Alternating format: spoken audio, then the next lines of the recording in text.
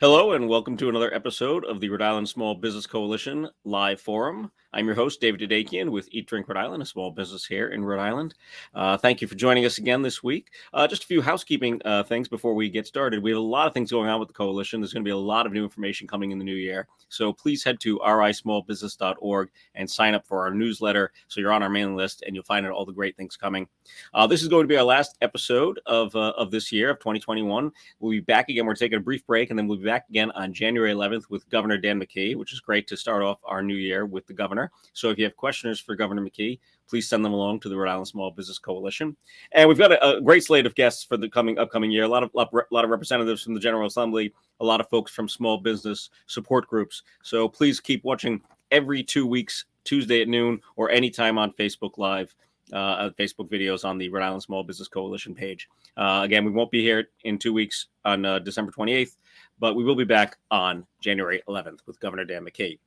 Today's guest, I'm very excited to have Warwick Mayor Frank Picozzi with us. It's nice to have the mayor with us, and I think I hope I dressed appropriately for you, sir. You are certainly a man with great Christmas cheer, which I appreciate. So I wanted to throw this on today to say thank you to you and your light show and raising money for the Tomorrow Fund. Is that correct?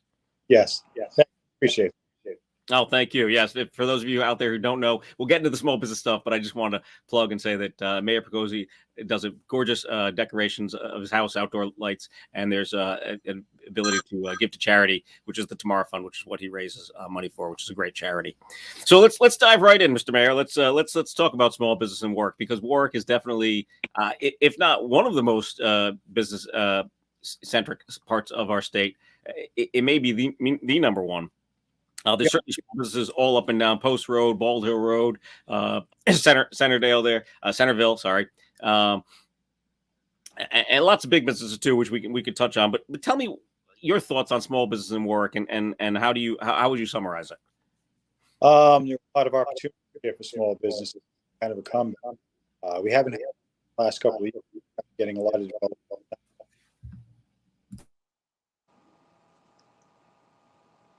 I think it froze. Yeah, it looks like you just froze for a minute there, but you're back. I hear you. You still have me? Okay. I don't know if you got what I said. I mean, it's been kind of stagnant here in Warwick for small business the last couple of years, but we've created an economic development department, and we're starting to promote the city more, and we're having a lot of businesses opening up currently. Well, you yourself are a small business owner, correct? Yes, I was. I gave it up. Mayor. I was a contractor, home improvement contractor. Yes, exactly. And were you based in Warwick? Or were you based out of your home, or how do you? Out of my home. I was small. I was just, it was just myself, and I'd hire whatever subcontractors I needed to get the job done. Understandable. So many of us are sole props in the small business community. So you're familiar with Warwick and opening a small business in Warwick. What's the process in Warwick? How does it work? Is there a small business office in the city hall there? How's that all work? We have an economic development department, which I just instituted. We hadn't had one in years. So you go there and they shepherd you through the whole process. The zoning challenges, building permits, from soup to nuts. We help you right down the road. It's a concierge system. Excellent. Great to hear. We'll even help you locate business to be advantageous for what you want to open. Oh, that's fantastic. It's really nice to hear. Yeah. I mean, like I mentioned at the top, you certainly have certain areas of the city that are very sort of commercially indicated. They're a way to get people to certain spots. Bald Hill Road is certainly the one that pops into my head. I mean, yes, people think of the big box stores there, but there's lots of small businesses that disperse up and down that street. Yeah, there's certainly there. That commercial strip goes all the way down to the malls. Right, exactly. Yeah, starts in the malls and heads all the way to East Greenwich. Exactly. Yeah. No, I've good friends who have businesses on it, and then certainly have been succeeding there for years, which is nice. How do you, when you look at a spot like that, or you look at Post Road or Greenwich Avenue, how do you? Is there a balance? Is there a way to keep the small businesses active and coming in when opposed to again the big box stores? I mean, which you all realize are a necessity, but right. but they do take up a lot of space. Yeah, we focus on smaller businesses too. I mean, restaurants, pizza places, things like that. They're important. We have a number of empty buildings in Warwick. I mean, this is away from Route 2. This is down where people live, and we're focused on trying to fill these up. And we're being pretty successful at it so far. We have a lot of buildings just been let go over the years, have been vacant for a long time, and that's kind of what we're focusing on. No, that's great. I know that stretch there in between the airport and Greenwich Avenue and Metro Center Boulevard. Where I was thinking of one of our coalition board members just opened up a business in one of those buildings, and Oh, obviously Proclamation Ale has been a huge success over there. right. Uh, We you have, know, we're trying to focus on the road really. Years ago, they had a lot of businesses there. Then they got kind of taken over by car lots. I mean, the rental car lots and parking lots. Since they built the big parking garage, those have been largely vacant and they're just sitting there. And we're trying to focus on that now. Just bring back a commercial strip there with some residential. I mean, we have some apartment buildings opening around there too in that area. well, since you brought up residential, that's always a question that our members ask about. How the housing right now is at a premium. It's very hard. But the more people that live in an area, the more traffic and business, the small business is going to get. Right. What's your outlook on housing there and work, and what are you doing there? We don't really have a lot of land left in Warwick.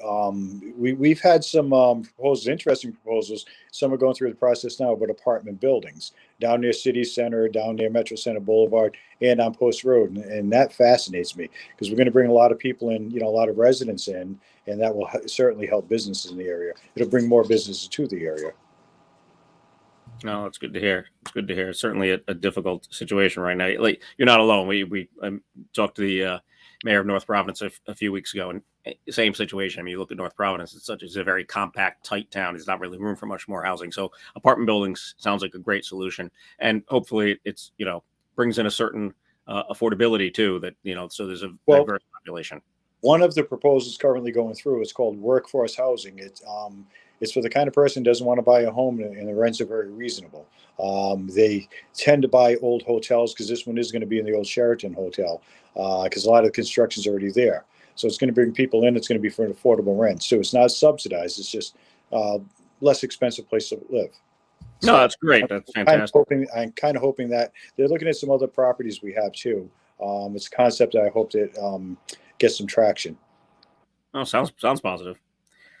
All right, so let's jump into the big elephant in the room, the one that everyone is always talking about when it comes to small business, and we had some news on it last week from the governor of the General Assembly, the ARPA funds, and what Warwick's doing with it. I think there's no secret. I don't want to hit a negative note, but a lot of folks in Warwick have responded to the Small Business Coalition polls and things of that nature, saying that the grant program that Warwick put together is very elaborate and perhaps a bit prohibitive.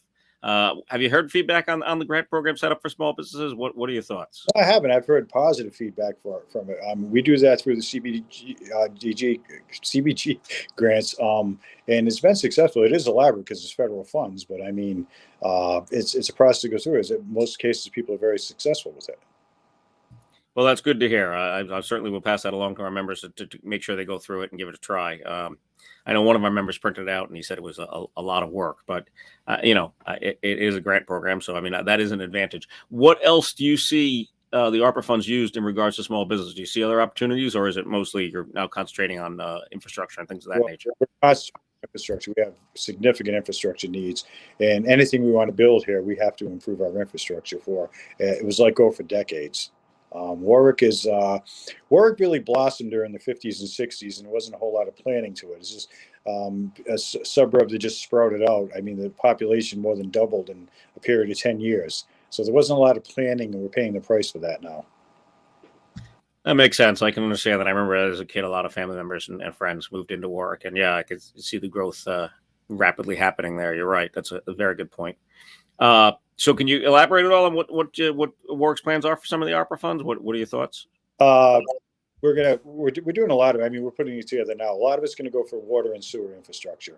As I said, we have significant needs that have been let go for a long time. We want to get down into the roots of ball fields, recreational facilities, things like that. We want to improve the overall quality of life here. It's what I'm trying to avoid is instituting programs that after this money runs out, there's no more money to fund them, and they just close down. It's a pitfall we really have to avoid. No, that's an excellent point. Do you see, I know a lot of the big businesses that come to different cities and towns around the country, not just here in Rhode Island, uh, they, want some incentives. They want some breaks. I mean, we talked about it with the Mayor of Johnston, and the Amazon plant that's going in. Do you see things like that still happening in Warwick? Is the tax coming from some of those larger big box stores and things of that nature steady? Is that good income, or is it still an issue of like I can think of most recently Market Basket or some other large companies like that coming in? Are they still looking for incentives and breaks? Well, they all do, but it depends on the year. We have over in Jefferson Boulevard area, Metro Center Boulevard. It's called City Center. There are enormous tax. It's already built in. There are enormous tax opportunities for companies that open in that area. It goes all the way over to Post Road. Everything after that, incentives would be a one-off situation where you'd have to go to City Council. It's not something Warwick really does. And most companies don't hold us to it. They just come here because they just think it's beneficial for them to be here. No, that's certainly true. I can see that with a lot of stores that would be a great advantage to being in some of those spots like in the town, like I mentioned. That's good to hear that incentives aren't high on the list, because it's a necessary evil, understandably, but still it takes away from the other businesses in town. Exactly. So let's talk about, you talk about quality of life, you talk about infrastructure. I think a lot of people know, huge parts of Warwick are suburban and good spots to live. When you have that, we've kind of lost a little bit in Rhode Island and other parts of the country too, not just here, because of cars and things of that nature. Do you find ways can you find ways to increase small businesses in some of those areas and neighborhoods, or do you think that's not coming back? Well, I hope it would come back. I like the little mom and pop stores. I'm not sure what kind of a future they have. I talked about pizza parlors. We have a ton of them here in Warwick. Some smaller stores that work out. I would like to see that. I'm not sure if everybody buys on the internet now. It's crazy. I mean, people don't even go to the restaurants anymore. They have DoorDash come. It's society's changing a little bit. This makes it challenging for small businesses. But I think if you offer something special with good service, you're always going to succeed. No, it's an excellent point. Thank you for pointing that out. I think that needs to be, we all seem to just accept that as normal in the small business community, but it does need to be said. I think that's important to point out. We've had some questions from members here, not specific to small business so much, but specific to Warwick. The issue with the firefighters and the misuse of sick time came up from some of our small business members. Could you give us an update on what's going on there? I know in the news. I haven't read the latest, but I saw an article a few weeks ago about this. I know you're working on it and you're very concerned. Well, most of the reason for our overtime is because we haven't hired new firemen in several years. I changed that. We have an academy graduating, I think, with 8 team members now. We're down 25. So, of course, overtime is going to be up. We have minimum manning requirements by state law. So overtime is astronomical. But when you look at it, it levels out, because not having those firefighters, you're not paying pension contributions, you're not paying benefits. So it ends up being a wash, actually. It's just not a good way to run the fire department, forcing guys to work, hours and hours of overtime. That's why we have the academy. I believe we have a class graduating this Friday. So that's how we've addressed it. That's good to hear. Congratulations to that class. Yep. Obviously, when it comes to small businesses, taxes are always an issue, something that always comes up in conversations. Mm-hmm. But some of our small businesses also, have seen an increase in property taxes. Some of them own the buildings that they're in. And they're wondering, is there any alleviation of things of that nature that are coming as more funds come into the town? Is there a way to somehow appease some of that for some of these small businesses? Well, and other residents. There hasn't been a tax increase in Warwick in 3 years now. We have reval coming up this year. We'll adjust the tax rate. I can't say for sure, but I highly doubt there'll be a tax increase this year because of the revenue loss money we can get from the ARPA funds. And we're doing well. I mean, I was very conservative with the city's money this past year because a lot of uncertainty due to COVID. But we have reval, so we're going to see how that plays out. It's good to know. I think revaluation is always a tricky thing, but if you especially in the market, in the real estate market. yeah. Oh well, the real estate market is, as I said before, through the roof. Unbelievable. See what else we've got here from some of our members. Oh yes, can we? I know you mentioned you've got the economic development office and things of that nature. Can we get contact info for that we can put up on the screen and let our members know about that? Do you have that available, or can we get that? I don't have it. Give me a minute. I can do it. That'd be, yeah. People can call City Hall 738-2000 and ask for an economic development, and you can contact the website. All right. Ben, if you could throw up that number and that website on the screen for our members, that would be fantastic. Do we have, speaking of our members, people watching on Facebook, do we have some questions from the Facebook Live, Ben? Has anyone got any questions for the mayor? Yes, we do. So let's see. Can you tell me more about the Nilo Hotel? I assume you're talking about the homeless situation there. Yeah, that probably would be the question there. Yeah. Yeah. Nilo's are entered into an agreement with Crossroads. I think it's 180 rooms. The state's funded it for $3 million.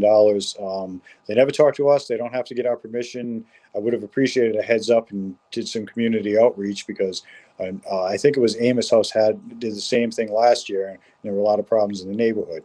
A heads up would have been great for the residents. It was just a bomb that dropped. Well, that is unfortunate, though. Obviously, the homeless situation is terribly unfortunate right now as well. So, I mean, something does have to be done. We're not against it. I mean, the homeless have to be housed, especially during winter months. As I said, though, I think the neighbors are upset, and I think they would have been more accepting of it if somebody came to them and at least given them a heads up a few weeks prior. We just found out about the population was there, and I found out about it from our police department because they were starting to respond to a lot of calls. No, that's not great.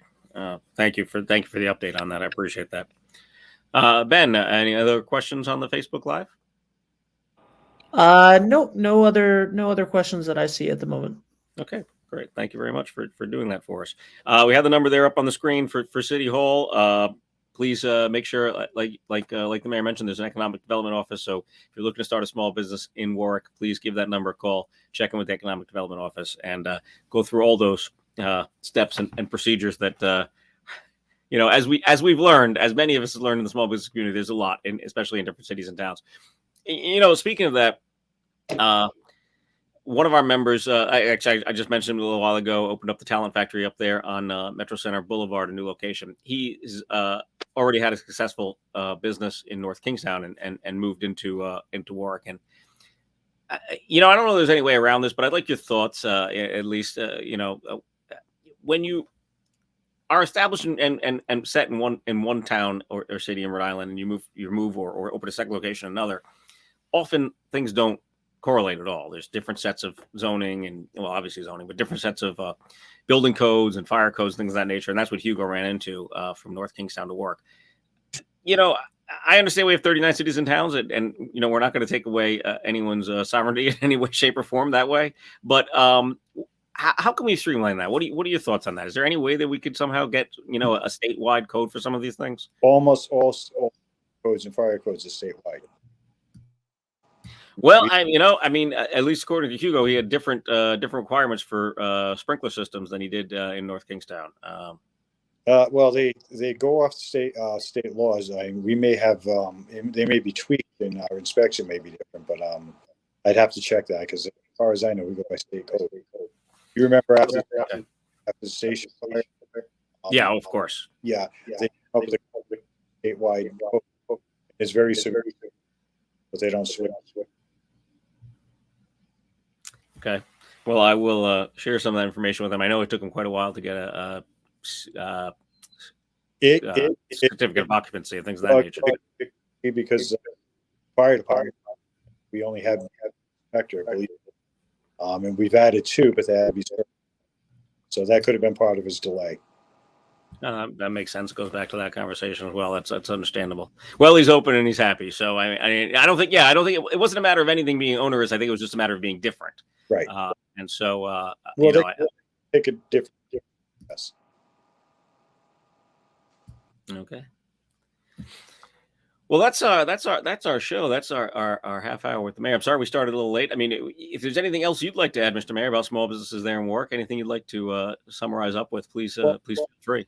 just that I know that Warwick's always been viewed as a very difficult place to open a business in, and they were right. And that's why we've come up with a concierge system to just help businesses open here. I had when I was running for office last year, I had next to my campaign headquarters was a woman trying to open up a grooming salon, and she was going through a process for 4 or 5 months, couldn't get answers, no one helped her. They unnecessarily had her hire landscape architects. She got through it, but just seeing that, I knew we needed a system. And I modeled a lot of it after what Cranston did, what Alan Fung did there. I talked to him extensively. I've gotten very close to Alan. He was a very good mayor. He's very, he knows how to bring business to a city. And I kind of modeled, our economic development department on his. And it's still a work in progress, actually. No, it sounds very positive. I mean, everything's a work in progress, so that's good to hear. And as I mentioned, I think your past experience as a small business owner, certainly a contractor, must be a benefit. Personally, it's fun to watch some of the shakeups that you're doing too. So I think that's great. We'll see if Mr. Mayor Fung decides to run again, but we actually have his wife, Barbara Ann Fenton Fung, as one of our guests next year. So we'll talk with her, and she's doing great work in the General Assembly. So thank you again for your time. We really appreciate it. Glad you're able to come on, and certainly hope you have a very Merry Christmas. Thank you. Merry Christmas to you too. So that was Warwick Mayor Frank Picozzi. Thank you very much for watching our show with him. As I mentioned at the head of the show, head to rismallbusiness.org, and you can sign up for the newsletter to be alerted when things like the show and other polls and information are coming out. There's a lot happening with the Rhode Island Small Business Coalition, so I hope you sign up at rismallbusiness.org. As I mentioned, we're off in 2 weeks, but we'll be back on Tuesday, January 11th at noon with Governor Dan McKee.